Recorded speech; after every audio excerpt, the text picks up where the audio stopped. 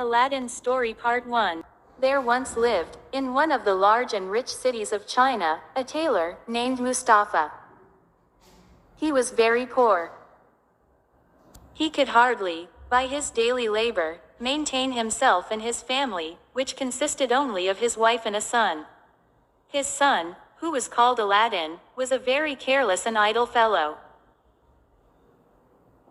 He was disobedient to his father and story of Aladdin mother, and would go out early in the morning and stay out all day, playing in the streets and public places with idle children of his own age. When he was old enough to learn a trade, his father took him into his own shop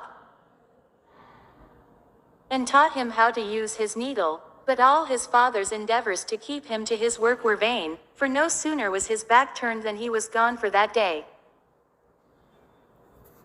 Mustafa chastised him, but Aladdin was incorrigible, and his father, to his great grief, was forced to abandon him to his idleness, and was so much troubled about him that he fell sick and died in a few months.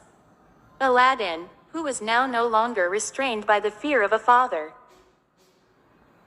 gave himself entirely over to his idle habits, and was never out of the streets from his companions.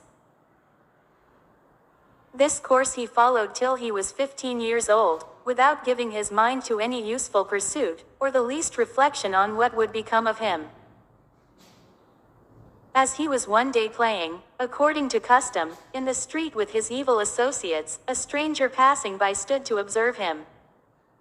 This stranger was a sorcerer, known as the African magician, as he had been but 2 days arrived from Africa, his native country. The African magician, observing in Aladdin's countenance something which assured him that he was a fit boy for his purpose, inquired his name and history of some of his companions, and when he had learned all he desired to know, went up to him, and taking him aside from his comrades, said, "Child, was not your father called Mustafa the tailor?" "Yes, sir," answered the boy, "but he has been dead a long time." At these words the African magician threw his arms about Aladdin's neck, and kissed him several times, with tears in his eyes, and said, "I am your uncle. Your worthy father was my own brother. I knew you at first sight, you are so like him."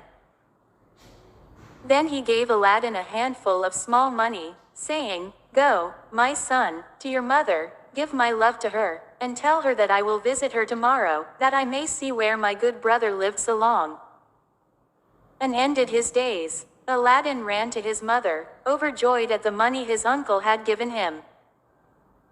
"Mother," said he, "have I an uncle?"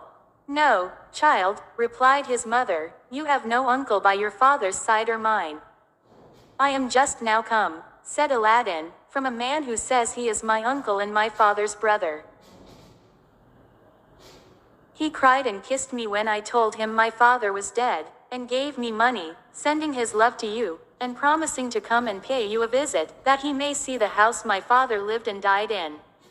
"Indeed, child," replied the mother, "your father had no brother. Nor have you an uncle." The next day the magician found Aladdin playing in another part of the town, and embracing him as before, put 2 pieces of gold into his hand, and said to him, "Carry this, child, to your mother. Tell her that I will come and see her tonight, and bid her get us something for supper, but first show me the house where you live."